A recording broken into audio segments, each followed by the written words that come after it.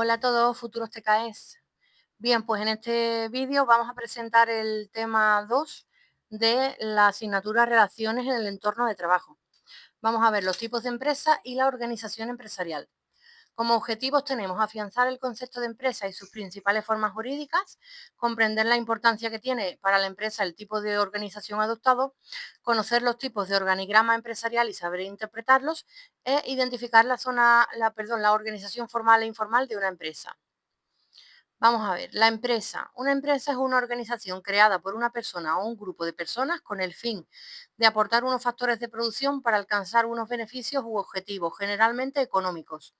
Estos objetivos son marcados en el momento de la creación de la empresa y pueden ser modificados a lo largo de la vida de la misma. Para poner en marcha una organización empresarial se debe dar respuesta a 4 preguntas clave que serán las que definan qué tipo de empresa se está creando, qué producir, cómo producir, para qué producir y para quién producir. Vamos a ver la clasificación de las empresas. Una vez que el empresario haya respondido a las 4 preguntas clave, ha de plantearse qué tipo de empresa quiere fundar. Existen muchos tipos de empresas con notables diferencias entre ellas. Las empresas se pueden clasificar en función de distintos criterios. Según su actividad económica, tenemos empresas del sector primario, cuya actividad consiste en la obtención de recursos de la naturaleza, materias primas y productos originarios. Empresas del sector secundario, su actividad es transformar las materias primas y productos originarios en bienes de consumo. Y empresas del sector terciario. Su actividad es muy variada y engloba las actividades relacionadas con los servicios que se ofrecen a los ciudadanos, comercio, transporte, administración, etc. Por último, algunos autores hablan de un cuarto sector en el que incluyen la construcción, debido a que en esta actividad económica se encuentran elementos tanto del sector secundario como del terciario. También se pueden clasificar las empresas según su número de trabajadores. Podemos encontrar microempresas, el número de empleados es inferior a 10, pequeñas empresas que tienen menos de 50 empleados, medianas empresas cuyo número de trabajadores es inferior a 250 empleados y grandes empresas en las que se superan los 250 empleados. Según su ámbito de actuación, también podemos ver, esta clasificación se basa en el ámbito geográfico en el que la empresa desarrolla su actividad. Se distinguen así empresas de ámbito local, nacional y multinacional. También distinguimos empresas según la titularidad del capital de la empresa. Pueden ser empresas privadas, el capital y el control de la empresa se encuentran en manos particulares, empresas públicas, el control y el capital están en manos del Estado, o empresas mixtas, el capital es tanto público como privado. Y también encontramos empresas según su forma jurídica. En función de la titularidad de la empresa y de la responsabilidad legal que tengan sus propietarios. Empresas individuales tienen un único titular o empresas societarias que pueden tener más de un socio. Vocabulario. Aquí nos indican que la personalidad jurídica es aptitud legal que permite a un ente, organismo o empresa actuar en el mundo jurídico y ser titular de derechos y obligaciones propias y frente a terceros. ¿Vale? Principales formas jurídicas de las empresas. Además de responder a las 4 preguntas clave, a la hora de fundar una nueva empresa es fundamental escoger la forma jurídica más adecuada. Esta va a determinar el tipo de relación que tenga con otras empresas, con el Estado, con compradores y proveedores, etcétera. Y también marcará la responsabilidad de los propietarios hacia las actividades desarrolladas por la empresa. Las principales formas jurídicas son las siguientes. Empresas individuales están constituidas por una persona física o un solo titular que ejerce de forma habitual y por cuenta propia una actividad mercantil. Por tanto, la empresa no tiene personalidad jurídica propia, sino que la persona física es responsable de todas las pérdidas que puedan ocasionarse con la actividad, siendo responsable de manera ilimitada. O las empresas societarias, que están constituidas por varias personas que mediante contrato acuerdan poner sus bienes, su dinero y su trabajo en común, con el fin de desarrollar una actividad económica. Algunas de las formas jurídicas societarias crean una personalidad jurídica nueva e independiente, limitando la responsabilidad que los socios tienen frente a terceros. al capital que han aportado a la sociedad. La cantidad mínima con la que se constituye la sociedad viene fijada por ley, pudiendo ser ampliada por los socios. Este es el caso de las sociedades anónimas, SA, y las sociedades limitadas, SL. En otras ocasiones, los socios continúan teniendo responsabilidad ilimitada, como ocurre cuando la forma jurídica adoptada es la de comunidad de bienes, sociedad civil o sociedad colectiva. Por último, hay algunas formas jurídicas en las que algunos de los socios colectivos, tienen la responsabilidad jurídica frente a terceros y otros socios comanditarios, la tienen limitada a su aportación. Este es el caso de las sociedades comanditarias. Un resumen muy básico de la forma jurídica de las empresas podría ser el siguiente. ¿Vale? Y aquí tenemos un cuadrito donde nos ponen el tipo de empresa, el número de socios que tiene, la responsabilidad frente a terceros y la personalidad jurídica propia. ¿Vale? Es un cuadrito muy interesante por si se lo queréis imprimir o convertir en tarjetitas, que ya sabéis que a mí me gusta mucho hacer tarjetitas para memorizar conceptos clave. Bien, a ver, continuamos. Eficacia y eficiencia empresariales. Toda empresa tiene entre sus objetivos principales ser eficaz y eficiente. La eficacia empresarial consiste en alcanzar los objetivos que se propone y la eficiencia supone obtenerlos en el menor tiempo posible, en el menor coste posible. La eficiencia puede ser técnica o económica. Eficiencia técnica. Una empresa consigue producir mayor cantidad de bienes que otra empresa contando ambas con los mismos recursos. Eso sería eficiencia técnica. ¿Vale? Entonces, eficiencia económica. Una empresa logra producir más cantidad de producto que otra en un coste de producción mínimo. Si un producto puede fabricarse de varias formas, lo lógico es emplear el proceso que requiera menos factores de producción, trabajo, tierra, capital, etc. Pero cuando los factores de producción son distintos según la forma de producción elegida, se debe calcular la forma más eficiente, calculando costes y comparando unas formas de producción con otras. Entonces, vamos a ver un caso práctico. ¿Producir más es equivalente a ser más eficiente? Y dice aquí el ejemplo. Dos empresas producen respectivamente 1000 y 90 camisetas en 100 horas. En principio parece que la primera es más eficiente porque producen 1000.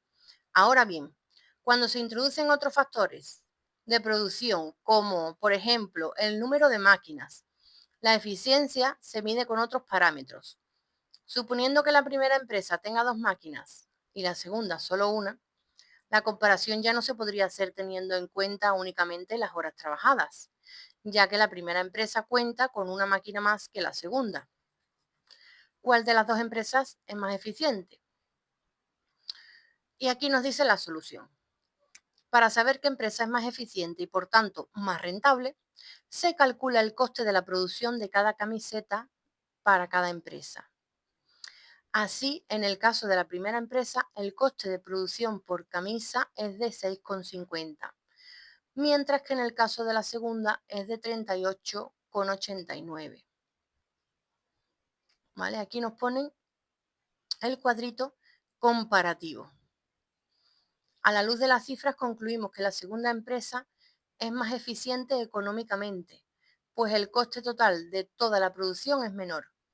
Es decir, la empresa número 2, que es la que produce 90 camisas, sería la más eficiente, ya que le supone menos coste económico producir esas 90 camisetas que a la otra, que le supone más coste económico incluso teniendo 2 máquinas. Bien, vamos a ver los tipos y teorías de organización empresarial. Existen diferentes tipos, sistemas o modelos de estructuras que se pueden implantar en una organización empresarial. La elección de uno u otro depende del tamaño de la empresa, de sus recursos, de los objetivos y la producción. Los tipos de organización han variado mucho a lo largo de la historia. Los expertos han señalado dos etapas fundamentales de la organización empresarial. El sistema artesanal de producción, previo a la revolución industrial, sigue existiendo en la actualidad, pero con objetos exclusivos, lo que incrementa notablemente su precio. Y el sistema industrial de producción, que se inició durante la revolución industrial. A raíz de este sistema se desarrollaron las teorías sobre la organización de la producción. Bien, continuamos. Jerarquización y departamentalización. Cuando la dirección de la empresa aborda la división del trabajo es necesario pasar por dos etapas, la jerarquización y la departamentalización. Vamos a ver la jerarquización. Consiste en la ordenación de las personas mediante el establecimiento de rangos o grados de autoridad y responsabilidad que se relacionan entre sí. La responsabilidad de las personas se organiza en función de esta jerarquización, es decir, su rango o importancia en la empresa. Existen tres líneas de jerarquización: lineal, funcional y staff. Lineal, estructura de tipo vertical, reflejo del sistema organizativo militar. Funcional, estructura horizontal, sin altos grados de autoridad. Staff, una unidad de apoyo, asesora a una persona o a un área de la empresa. Departamentalización. Es la forma de agrupar a las personas que se encargan de realizar las mismas funciones con el fin de coordinar y controlar las distintas tareas. Se puede realizar de muchas formas. La forma en que se realice dependerá de las prioridades de la empresa y de sus características y objetivos. Las principales formas de departamentalización son en función de sus procesos productivos, en función de los clientes a los que vaya dirigida la actividad empresarial, según las funciones que se realicen en la empresa, em, I+D, financieros, recursos humanos, por turno de trabajo, etcétera. Vamos a ver los modelos organizativos. En cualquier ámbito de la vida cotidiana se pueden encontrar diferentes tipos de organizaciones: empresa, equipos de trabajo, asociaciones, etcétera. En general, se puede identificar cada organización con un modelo organizativo propio, que tiende a identificarse en mayor o menor medida con diferentes modelos organizativos. Son muchos los tipos de organizaciones que existen. Y nos explican, la primera, organización lineal o militar. Este tipo de organización se basa en la presencia de un jefe que toma las decisiones y tiene toda la responsabilidad. Él mismo distribuye el trabajo a los trabajadores que tiene a su cargo y ellos deben comunicarle directamente a él el trabajo realizado. La organización lineal resulta útil en las pequeñas empresas porque asegura la disciplina entre los empleados y facilita la toma de decisiones y la ejecución de las mismas. Al ser un modelo de organización rígido e inflexible, los directivos se dedican a tareas de operación y no de dirección o liderazgo en sí. Además, este modelo organizativo dificulta la especialización de los trabajadores y provoca su desmotivación por la falta de autonomía en la ejecución de las tareas. Organización de Taylor. Antes de leer esto, vamos a ver a Taylor, que está aquí en el margen derecho. Frederick Winslow Taylor. Nació en 1856 y murió en 1915. Fue un ingeniero norteamericano que analizó profundamente el proceso de trabajo. A raíz de su observación minuciosa, postuló la organización científica del trabajo o modelo taylorista. Vamos a ver el modelo de Taylor. Propuso una organización científica del trabajo cuya estructura fuera descendente. Este sistema de organización se conoce como Taylorismo. El Taylorismo pretende conseguir la mayor productividad mediante un sistema de especialización del trabajo de los operarios. Cada operario se especializa en una de las funciones determinadas, de forma que las actividades se fragmentan o dividen en tareas.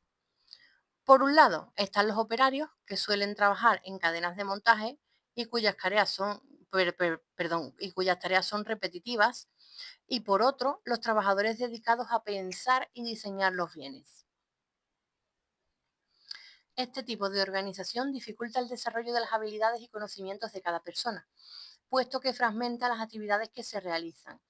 Es un sistema de organización muy extendido, aunque en la actualidad se encuentra en crisis por los efectos negativos que tiene, como por ejemplo dificultad para la introducción de las nuevas tecnologías en las organizaciones, desmotivación e insatisfacción en los trabajadores por las pocas posibilidades de desarrollo personal, profesional y social, y confusión y conflictos entre los jefes por la difusa definición de la autoridad.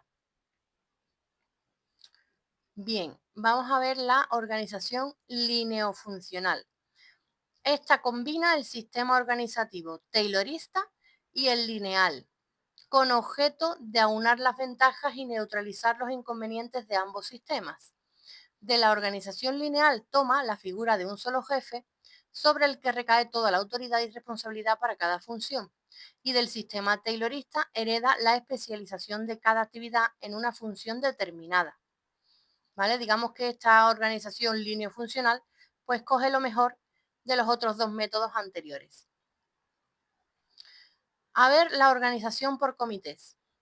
Es un tipo de organización donde se asignan los diferentes asuntos administrativos a equipos de trabajo o grupos de personas que se reúnen para discutirlos y tomar decisiones al respecto.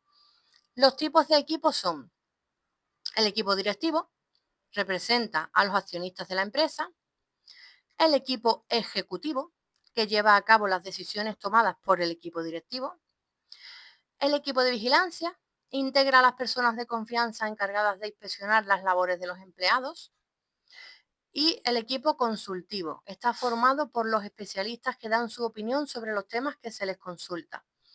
Este tipo de organización ofrece soluciones más objetivas, puesto que se parte de varios criterios, aunque también son más tardías.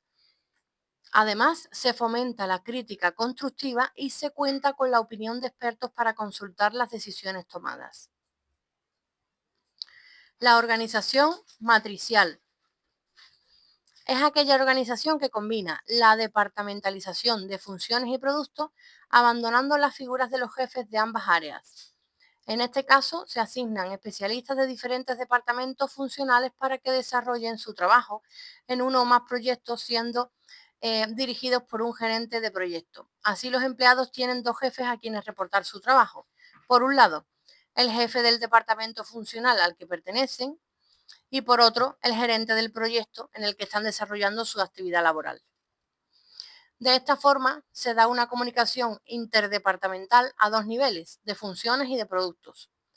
Además, las personas pueden cambiar de una tarea a otra cuando lo estimen oportuno.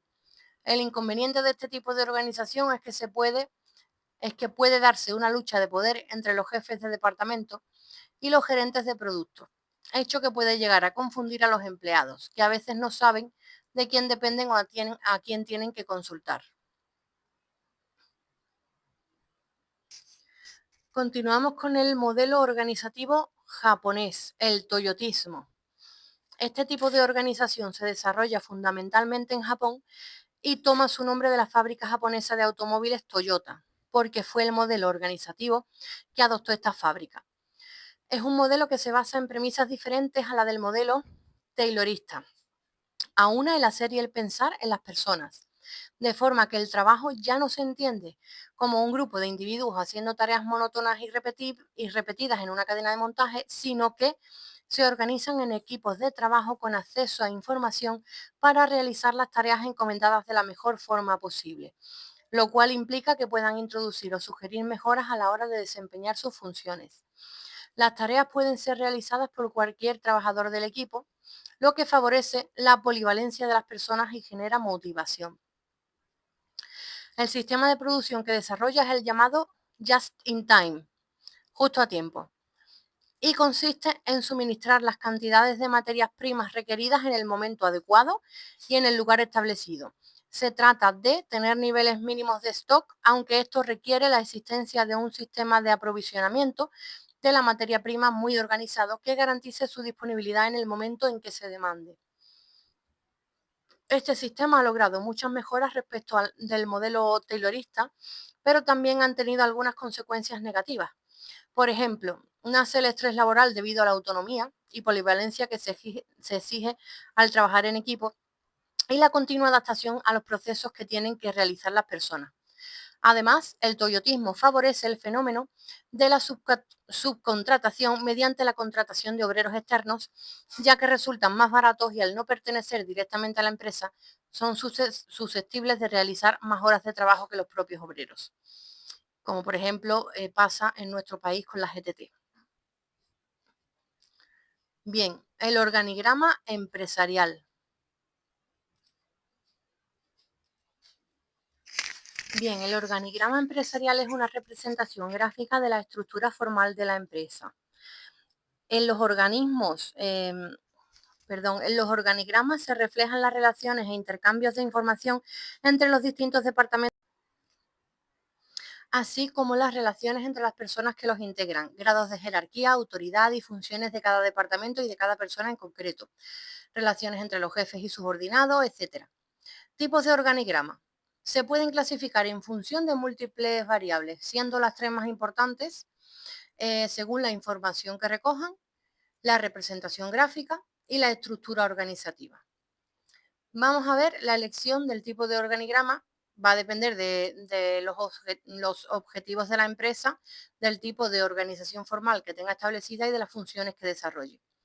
Según la información que recojan, pueden ser informativos, muestran la estructura general de la empresa, analíticos, muestran la información estructural detallada, estructurales, representan únicamente los nombres de los trabajadores y sus relaciones, funcionales, incluyen funciones encomendadas a cada departamento, personales, detallan los departamentos y el nombre del encargado de cada uno de ellos, parciales, representan solamente una parte de la empresa, o generales, que representan la totalidad de la empresa. Según la representación gráfica, pues tenemos organigramas circulares, donde la información se dispone en forma de círculos concéntricos. En el centro están los departamentos más importantes de más responsabilidad o autoridad y en el siguiente círculo los que siguen al central en cuanto a jerarquía y así sucesivamente.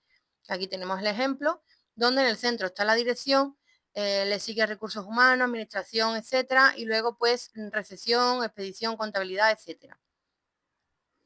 Tenemos los organigramas verticales, que son los más extendidos en las empresas. En la parte superior está el puesto de mayor responsabilidad, como en este caso vemos que está dirección, y se va ramificando hacia abajo según la jerarquía descendente.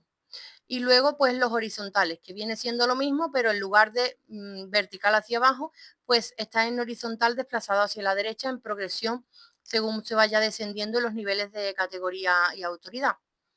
¿Vale? Y según la estructura organizativa, tenemos el organigrama jerárquico o lineal, tiene disposición de organigrama vertical y en él aparece en primer lugar el puesto superior de jerarquía, como hemos visto, y en los siguientes niveles descendentes los subordinados, sobre quienes el primero delega tareas y así sucesivamente.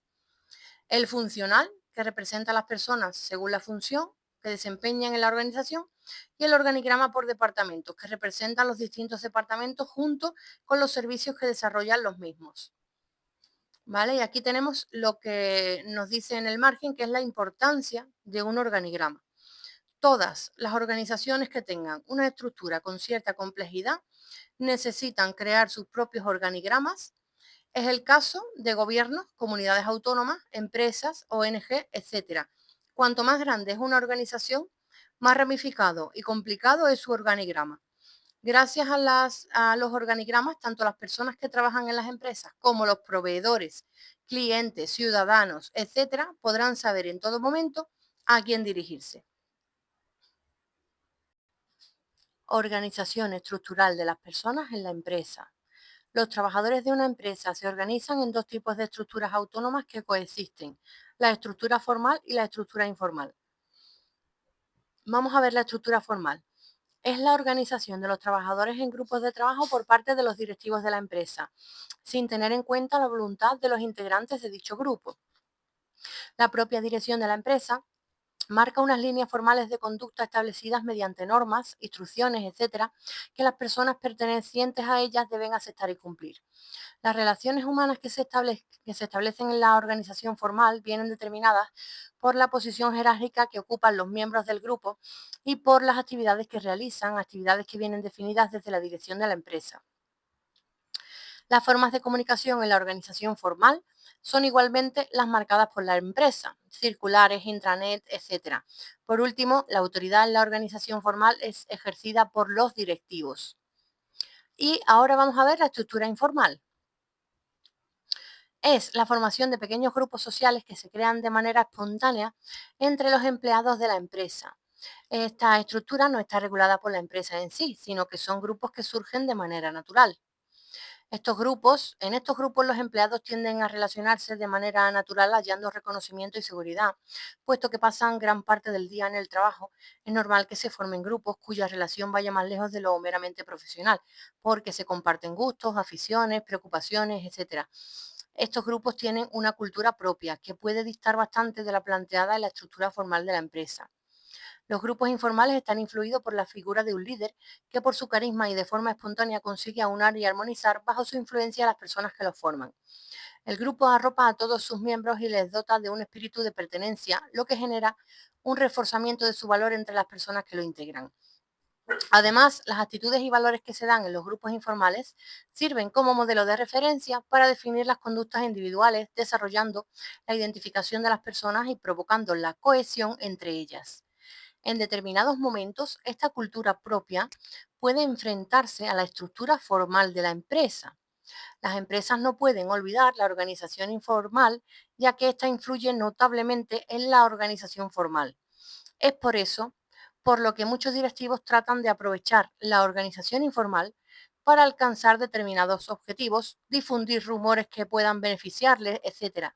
Todo esto hace que muchas empresas promuevan la aparición de una organización no formal que de alguna manera esté bajo su control mediante la organización de equipos deportivos, campamentos para hijos de empleados, etcétera. ¿Vale? Y entonces ya pues tenemos las actividades y hemos llegado al final del tema 2 de red. Aquí tenemos un organigrama donde nos dicen la organización empresarial, tal, se va ramificando hacia abajo con todos los puntos de esta unidad que hemos visto. ¿Vale? Y ya pues llegaríamos al tema 3 que lo dejamos para el siguiente vídeo. Muchas gracias por haber llegado hasta aquí. Si te ha servido, regálame un like, suscríbete y dale a la campanita para no perderte el siguiente vídeo.